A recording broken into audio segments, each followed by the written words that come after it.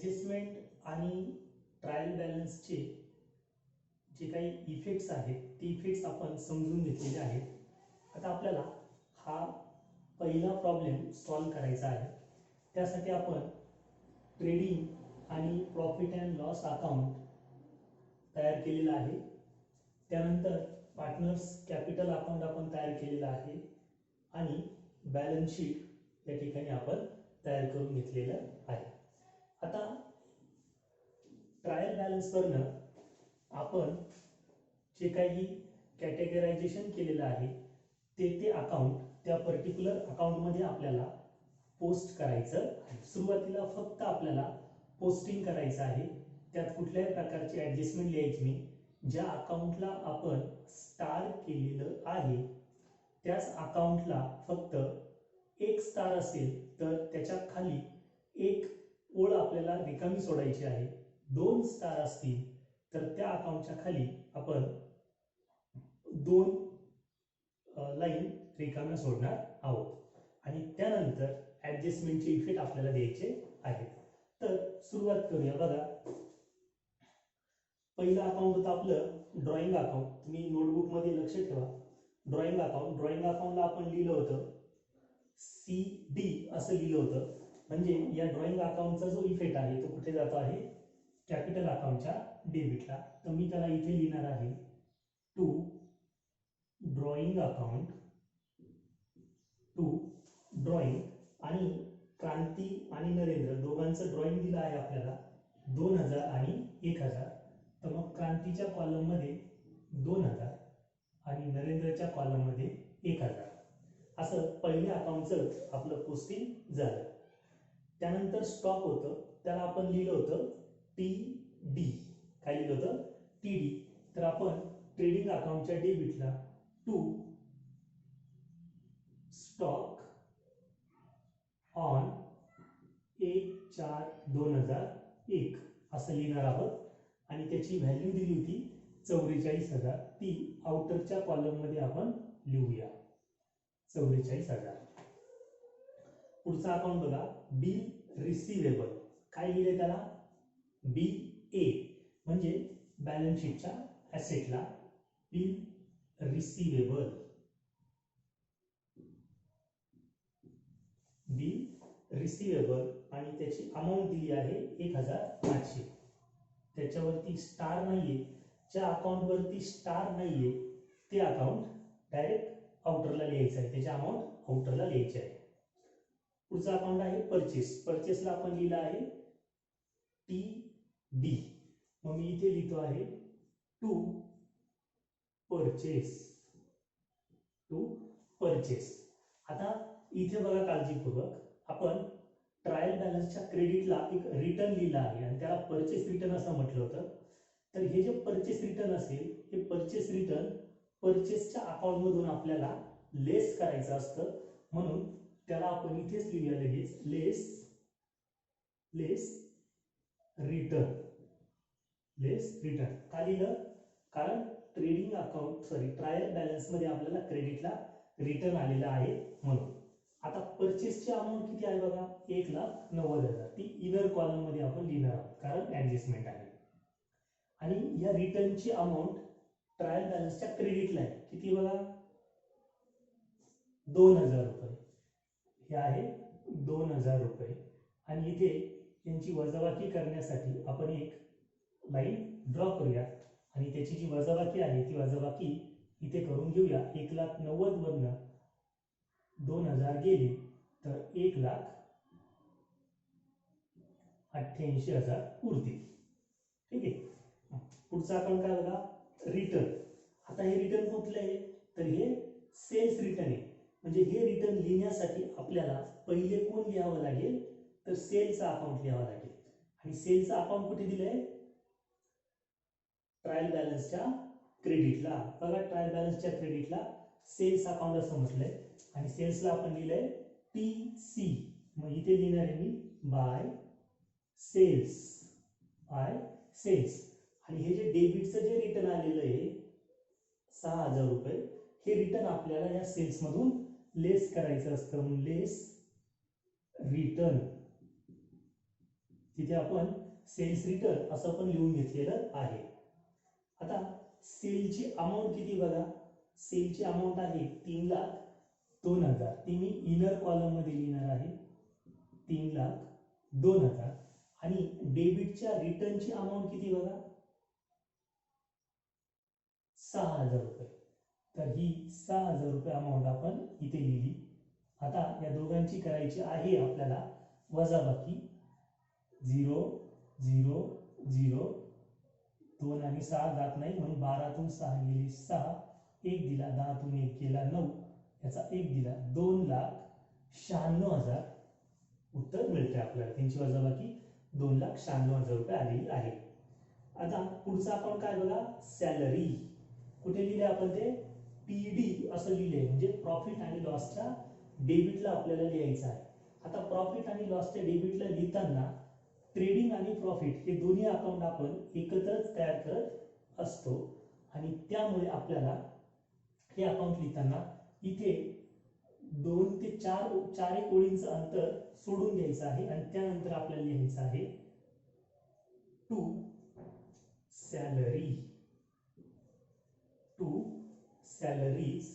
आणि त्या सॅलरीवरती आपण एक स्टार दिलेला आहे. याचा अर्थ या सॅलरीला एक ऍडजस्टमेंट आहे आणि ती ऍडजस्टमेंट काय आहे ते आपण नंतर लिहूया. म्हणून मी इथे एक जागा सोडत आहे आणि इथे एक लाईन ड्रॉ करतो आहे. सॅलरीची जी अमाऊंट आहे ती आहे 10,000 रुपीज. तर ती सॅलरीच्या समोर लिहित आहे 10,000 आणि ही जी जागा सोडली आहे त्या ओळीला मी असंच रिकामं ठेवून पुढचा अकाउंट घेणार आहे. म्हणजे आपल्याला इथे कळेल का सॅलरीसाठी एक ऍडजस्टमेंट आहे, मग ती आपण ऍडजस्टमेंट मधून सॉल्व्ह करू शकतो. पुढचा अकाउंट आहे कॅरेज आउटवर्ड. त्याच्या समोर काय लिहिले आपण पीडी, म्हणून ते अकाउंट इथे येणार आहे to carriage outward, carriage outward. त्याची अमाऊंट किती आहे बघा 1,400, 1,400. आता पुढचा अकाउंट काय आहे वेजेस. वेजेसला आपण लिहिलं आहे टी डी, म्हणजे हे अकाउंट ट्रेडिंगच्या डेबिटला आहे टू वेजेस. त्या वेजेस वरती एक स्टार केलेला आहे आपण, म्हणजे वेजेसला एक ऍडजस्टमेंट आहे म्हणून इथे एक लाईन सोडून आपण अशा पद्धतीने एक स्पेस इथे लिहूया. आणि वेजेसची जी अमाऊंट आहे 24,000 ती अमाऊंट इनर कॉलम मध्ये लिहून घेऊया. कळतंय ना. आता पुढे बघा, पुढचा अकाउंट आहे इन्शुरन्स. इन्शुरन्सला आपण लिहिलेलं आहे पीडी. मग प्रॉफिट आणि लॉसच्या डेबिटला टू इन्शुरन्स, टू इन्शुरन्स. आणि इन्शुरन्स वरती एक स्टार पण दिला आहे, त्यासाठी एक ऍडजस्टमेंट करूया, एक स्पेस रिकामी करूया. आणि इन्शुरन्सची जी अमाऊंट आहे ती अमाऊंट इथे लिहूया 1,600 रुपये. 1,600 सॉरी, हे आउटवर्ड आपल्याला डायरेक्ट बाहेर लिहायचं आहे 1,400. 1,400 आहे ना, ओके. आता इन्शुरन्स लिहिल्यानंतर पुढचा अकाउंट आहे पोस्टेज, ज्याला ऍडजस्टमेंट नाही, कुठला स्टार नाही, हे आपण लिहिणार आहोत पीडी, म्हणजे प्रॉफिट आणि लॉसच्या डेबिटला टू पोस्टेज, टू पोस्टेज. आणि त्याची अमाऊंट आहे 800 रुपये जी आउटरला येणार आहे. त्यानंतर पुढचा अकाउंट आहे डेटर. डेटरला आपण लिहिलेलं आहे बीए, म्हणजे आपल्याला या ठिकाणी डेटर लिहायचा आहे ऍसेटला डेटर. आणि डेटर वरती आपण एक स्टार केलेला आहे, त्यामुळे आपल्याला इथे एक स्पेस ठेवायची आहे. डेटरची जी अमाऊंट आहे ती डेटरची अमाऊंट आपल्याला पहिल्या कॉलम मध्ये लिहायची आहे 70,400. नंतरचा अकाउंट आहे फर्निचर. फर्निचर तिथे लिहिलं आहे आपण बीए, म्हणजे बॅलन्स शीटच्या ऍसेटला. इथे एक लाईन ठेवतो, इथे लिहिलं फर्निचर. फर्निचरला आपण एक स्टार केलेला असल्यामुळे एक स्पेस ठेवली. आणि फर्निचरची जी अमाऊंट आहे ती अमाऊंट आपण या ठिकाणी पहिल्या कॉलम मध्ये लिहूया 24,000. 56,000. त्यानंतर कॅश इन हँड लिहिलेलं आहे, तिथे आपण लिहिलं आहे BA म्हणजे बॅलन्स शीटच्या ॲसेटला कॅश इन हँड, आणि कॅश इन हँडची जी अमाऊंट आहे 9,800 ती आपल्याला लिहायची आहे आउटरला, कारण ॲडजस्टमेंट नाही, कॅशवर कुठली ॲडजस्टमेंट नसते. पुढचा अकाउंट आहे मशिनरी, त्याला आपण लिहिलं आहे BA म्हणजे बॅलन्स शीटच्या ॲसेटला मशिनरी, आणि त्याला आपण एक स्टार केलेला असल्यामुळे एक रिकामी लाईन त्या ओळीच्या खाली सोडून आपल्याला मशिनरीची अमाऊंट इनर कॉलम मध्ये लिहायची आहे 80,000.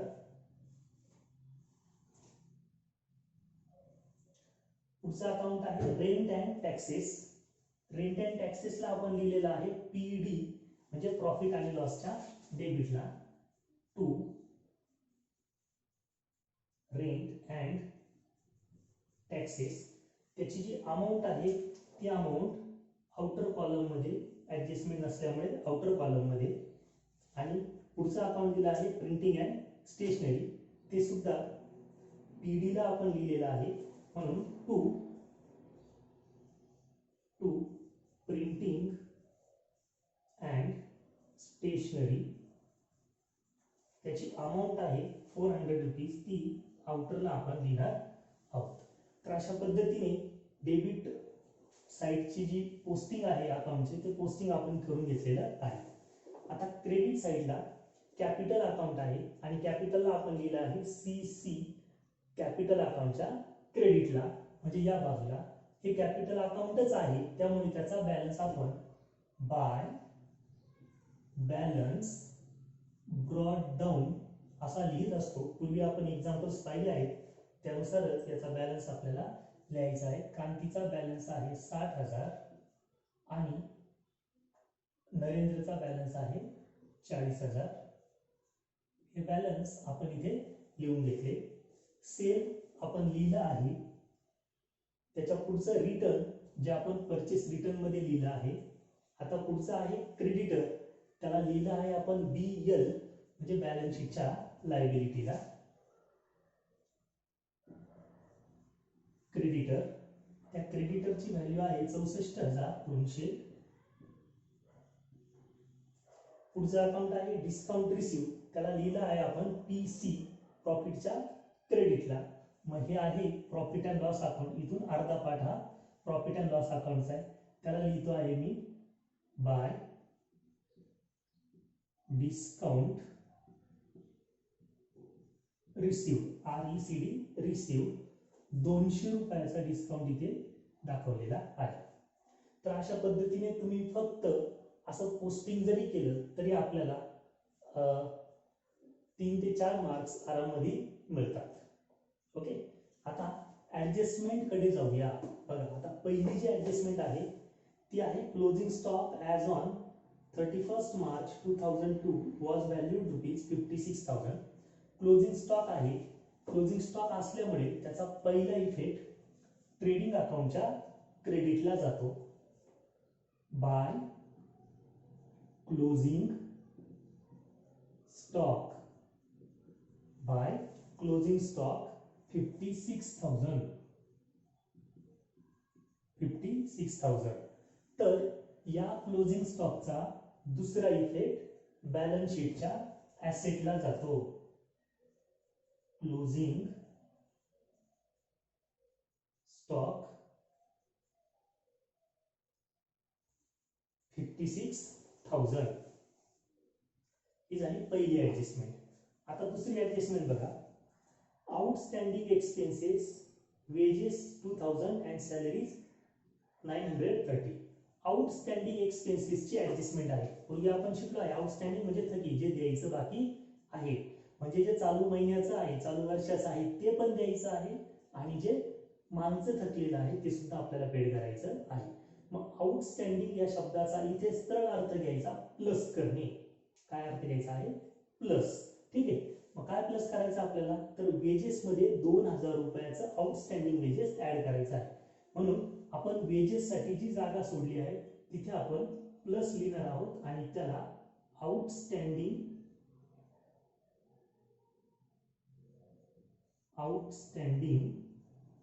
वेजेस असं म्हणणार आहोत.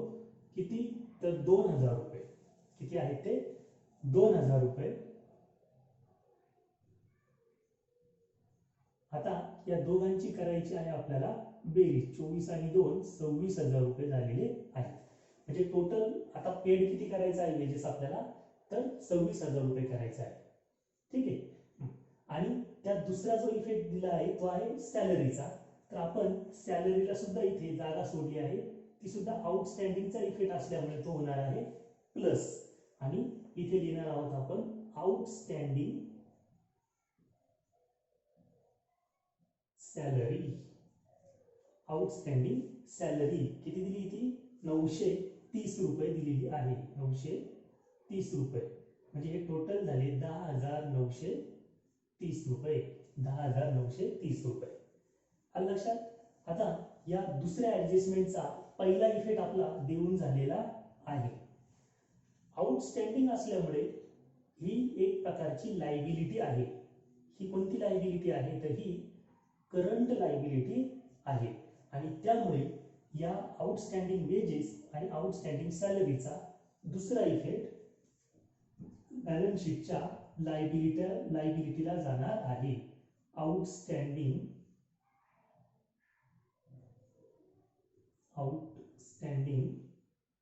इथे लिहितोय मी वेजेस आणि सॅलरी. वेजेस आहे 2000 आणि सॅलरी आहे 930 रुपयाची. टोटल 2,930 रुपयाची ही आउटस्टँडिंग एक्सपेन्सेस आपल्याला बॅलन्स शीट मध्ये दाखवायला लागणार आहे. ओके. आणि तुम्ही जर आउटस्टँडिंग एक्सपेन्सेसची ऍडजस्टमेंट जे शिकलो आपण ते जर बघितलं तर तुम्हाला हे दोन इफेक्ट पाहायला मिळतील. ओके. आता तिसरी ऍडजस्टमेंट बघा. Goods distributed as free sample वर ₹2000. गुड्स म्हणजे थेट संबंध आहे ट्रेडिंगचा.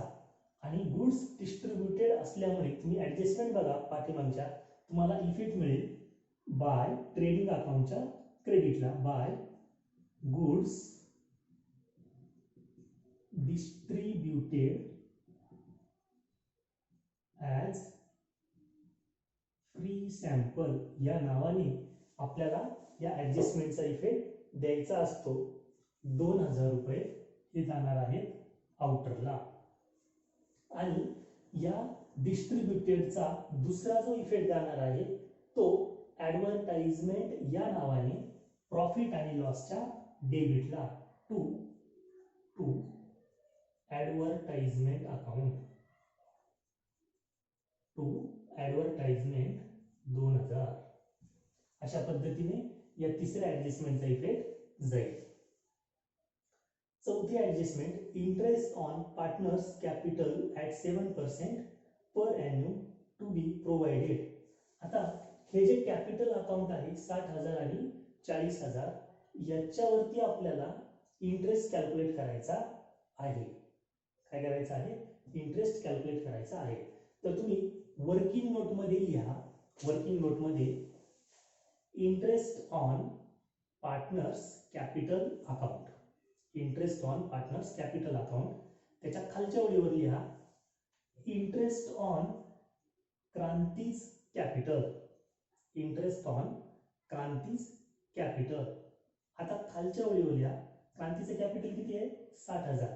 मग 60,000 गुणिले किती टक्के? 7%. 60,000 गुणिले 7%. हे कॅल्क्युलेशन तुम्ही सोडवा.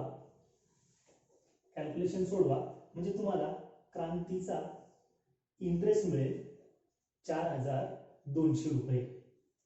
0 गेट कॅन्सल. उरले 7 आणि हे 6. 7 सकून 42. 4,200 रुपये आपल्याला क्रांतीचा इंटरेस्ट मिळतो आहे. 4,200. तसंच पुढचा घ्या. नरेंद्रच इंटरेस्ट ऑन कॅपिटल 40,000 गुणिले 7%. 0 गेट कॅन्सल. उरले 400 गुणिले 7. 7 चोक 28. 2,800 रुपये हा इंटरेस्ट आपल्याला इथे मिळत आहे. ठीक आहे. तर क्रांतीचा इंटरेस्ट तुम्हाला मिळेल 4,200 आणि नरेंद्रचा इंटरेस्ट ऑन कॅपिटल मिळेल 2,800 रुपये. आता इंटरेस्ट ऑन कॅपिटलचा पहिला जो इफेक्ट आहे, हा पहिला इफेक्ट प्रॉफिट आणि लॉसच्या डेबिटला जातो. टू इंटरेस्ट ऑन कॅपिटल, नाव द्यायचं आहे त्याला इंटरेस्ट ऑन कॅपिटल, आणि लिहिताना पार्टनरची नावं लिहायची, क्रांती आणि नंतर नरेंद्र. क्रांतीचा इंटरेस्ट किती आला तर 4200 आणि नरेंद्रचा इंटरेस्ट आला 2800. टोटल इंटरेस्ट झाला 0 0 8 2 10 4 5 6 आणि 7 7,000 रुपये हा इंटरेस्ट कॅल्क्युलेट झालेला आहे. ओके.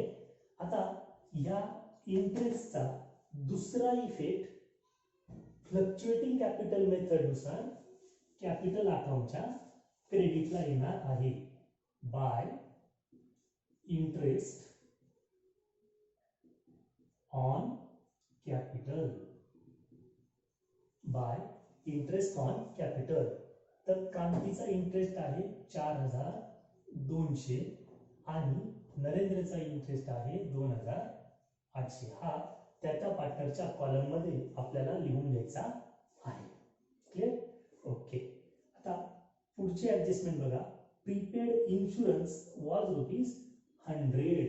प्रीपेड एक्सपेन्सेसची ही ऍडजस्टमेंट आहे. प्रीपेड म्हणजे आधीच पेड केलेला आहे, त्याच्या बदल्यात सर्व्हिस घेणं बाकी आहे. म्हणून तुम्ही पाठीमागे जाऊन बघा, प्रीपेड एक्सपेन्सेसची ऍडजस्टमेंट आपण कशी सॉल्व्ह केली आहे, तर ती त्या पर्टिक्युलर अकाउंट मधून लेस करतो आणि तिचा दुसरा इफेक्ट बॅलन्स शीटच्या ऍसेटला आपण लिहित असतो.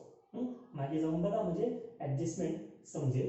तर ही ऍडजस्टमेंट इन्शुरन्स मधनं लेस होणार आहे, तिला नाव देणार आहोत आपण प्रीपेड इन्शुरन्स. प्रीपेड इन्शुरन्स 100 यांची होणार आहे सरळ सरळ वजाबाकी. आणि या प्रीपेडचा दुसरा इफेक्ट कुठे जाणार आहे तर बॅलन्स शीटच्या ऍसेटला. Prepaid insurance 100,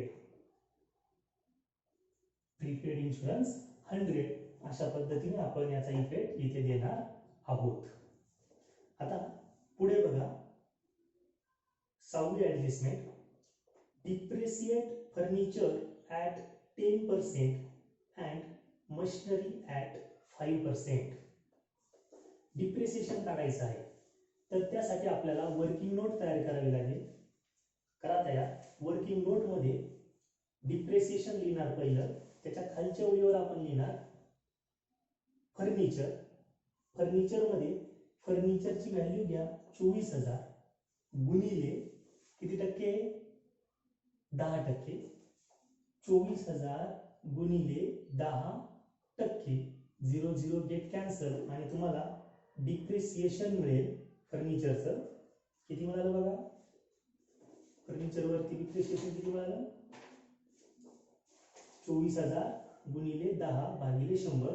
0 0 get cancel, 0 0 get cancel, तर तुम्हाला 2,400 रुपये डिप्रिसिएशन मिळेल.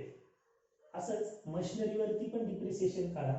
मशिनरीचा बॅलन्स आहे 80,000 आणि मशिनरीवरती डिप्रिसिएशन आहे 5%, म्हणजे 80,000 गुणिले 5%.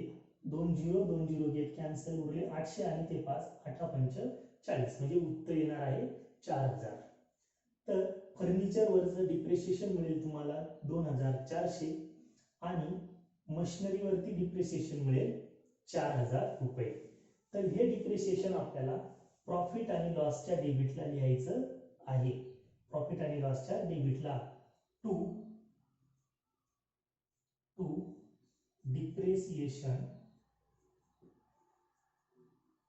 डिप्रिसिएशन पुढच्या ओळीवर फर्निचर आणि त्याच्या पुढच्या ओळीवर मशिनरी. फर्निचरवरती डिप्रिसिएशन आलं 2400 रुपये आणि मशिनरीवरती आलं 4,000.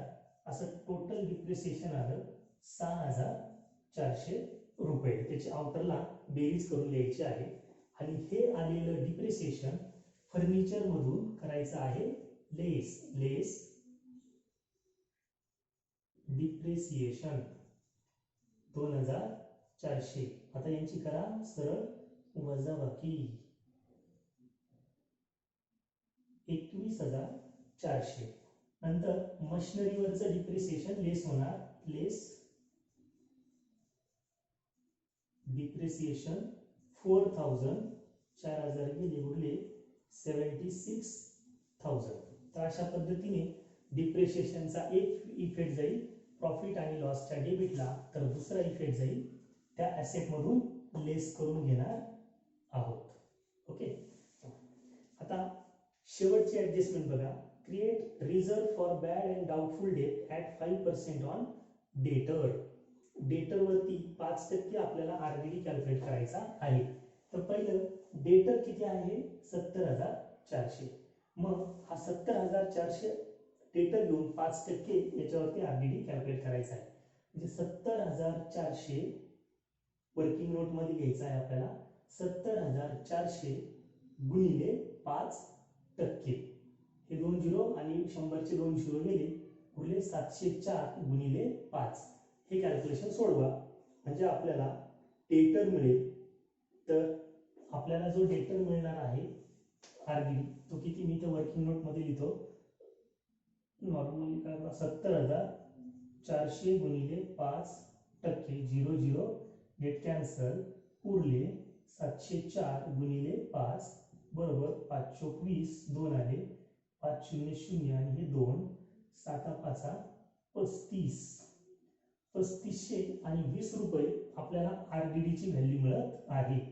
तर या ठिकाणी आपण आरडीडी करणार आहोत लेस न्यू रिझर्व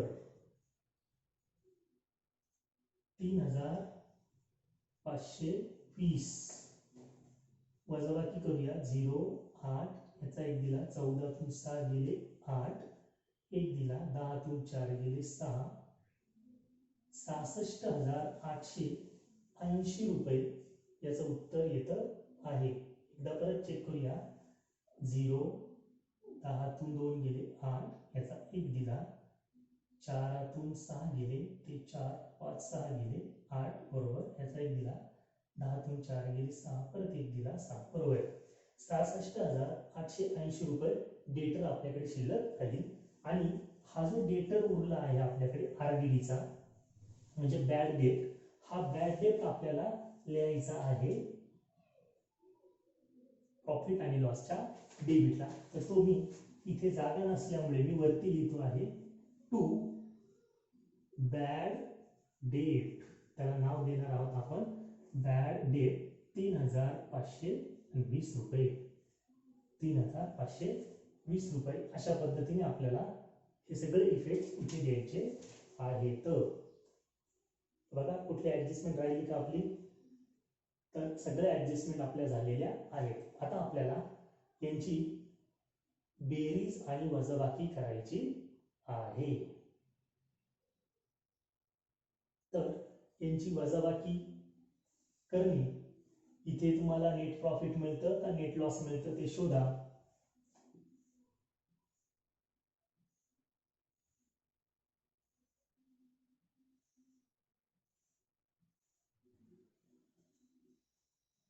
ग्रॉस प्रॉफिट किंवा ग्रॉस लॉस येईल. ग्रॉस प्रॉफिट आलं तर ते तुम्हाला इकडे ट्रान्सफर करायचं आहे. ग्रॉस लॉस आला तर तो डेबिटला ट्रान्सफर करायचा आहे. त्याच्यावरनं तुम्हाला प्रॉफिट आणि लॉस अकाउंट कॅल्क्युलेट करायचा आहे. इकडे जर बॅलन्स आला तर तो इकडे लिहायचा आहे आणि इकडे जर बॅलन्स आला तर तो कॅपिटल अकाउंटच्या क्रेडिटला लिहायचा आहे आणि कॅपिटल अकाउंट टॅली करायचा आहे. कॅपिटल अकाउंटला आलेले बॅलन्स हे इथे येणार आहेत. इथले बॅलन्स उचलून कॅपिटल अकाउंट म्हणून ते बॅलन्स शीटला तुम्हाला लिहायचे आहे. त्याला नाव द्यायचं आहे कॅपिटल अकाउंट क्रांती नरेंद्र आणि इथले आलेले बॅलन्स ते तुम्हाला इथे लिहायचे आहे. हे बॅलन्स लिहून शेवटी बॅलन्स शीट आपल्याला टॅली करायचं आहे. आता हे आकडेमोडीचं काम हे असणार आहे तुमचं. तर तुम्ही हे आकडेमोड करा आणि बॅलन्स शीट टॅली होत आहे का नाही ते व्यवस्थित बघा आणि टॅली झालं का त्याचा स्क्रीनशॉट घ्यायचा आणि तो फोटो तुम्ही मला पाठवणार आहात. ओके, तर आज आपण हा पहिला प्रॉब्लेम इथे समजून घेतलेला आहे.